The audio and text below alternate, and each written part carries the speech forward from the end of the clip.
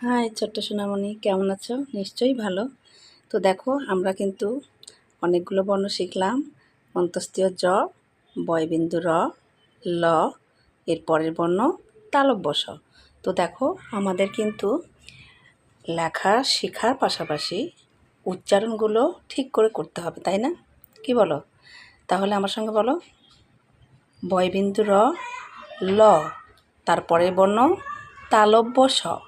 আরেকবার বলো, তালব্য শ। তোমরা কি বলতে পারছো? আচ্ছা, ঠিক আছে, আরেকবার বলো, তালব্য শ। তাহলে আমরা আজ কি শিখব? তালব্য শ লেখা শিখব। তো ঠিক আছে, আর কথা নয়, তোমরা বারবার চেষ্টা করবে আর আমার ভিডিওটা দেখবে এবং লাইক দিবে। আরেকটা কথা, তোমরা রাবার পেন্সিল খাতা নিয়ে তো অবশ্যই রেডি থাকবে, আর আমার সঙ্গে কিন্তু আস্তে ধীরে লেখার চেষ্টা করবে। তো ঠিক আছে, আর কথা নয়, এখন পাঠে যাই। তো চলো সবাই ফোঁটা দিয়ে বর্ণ বানাই। তো এসো, আমরা তাহলে পড়ে যাই। এখন দেখো, ঘর খাতায় আমরা কীভাবে লিখি। দেখো, প্রথমে এরকম ঘর খাতা থাকে, আমরা কী করি, এরকম করে লিখে নিই। হ্যাঁ, তো আসলে এটা কি হয়েছে, ঠিক নিয়ম মতো হয়নি। আমরা এভাবে লিখবো না, এটা ভুল। আমরা ভুলটা শিখবো না, ঠিকটা শিখবো। হ্যাঁ, তো দেখো, প্রথমে একটু ছোট টান দিতে হবে। তালব্য শ লিখতে গিয়ে কি করব, একটা ছোট টান দিয়ে নেব, দিয়ে তারপর দেখো এখান থেকে এই তো গোল করে নিলাম, নিয়ে তারপর এই বরাবর এই গোলের মতো করেই আর একটা সুন্দর করে আমাদের সমান তালে গোল দিতে হবে।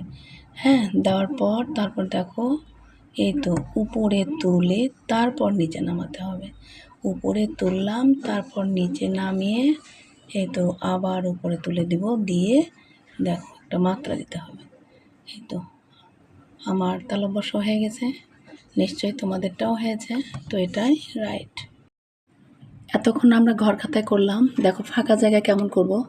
এই তো প্রথমে একটা ছোটো টান দিয়ে নিলাম, দেওয়ার পর দেখো কী করছি, এখান থেকে এই তো জাস্ট এইভাবে একটা গোল দেব, এক লিখি যেভাবে। হ্যাঁ, এই এক লেখার গোলের মতোই আর একটা এর সঙ্গে লাগিয়ে সমানভাবে গোল দিতে হবে, দুটোই যেন সমান হয়। হ্যাঁ, তারপর দেখো এটাকে এইরকম করে একটু ঢেউ দিতে হবে। এই তো দেখো আমি কেমন করলাম, এই তো এইভাবে উঠায়ে এই তো ঢেউ দিয়ে নিচে নিয়ে এসে তারপর এই তো উপরে তুলে দিলাম। এখন দেখো এই বরাবর এটা মাত্রাটা, এখানে একটা অর্ধমাত্রা আছে, তো এই মাত্রাটা আমরা এই বরাবর দেবো। হ্যাঁ, এই যে এটা বাঁক আছে, এই বাঁক বরাবর আমাদের মাত্রাটা দিতে হবে। আমাদের তালব্য শ হয়ে গেছে, নিশ্চয়ই তোমাদেরটাও হয়েছে। তো এভাবেই তোমরা ট্রাই করবে, এটাই রাইট।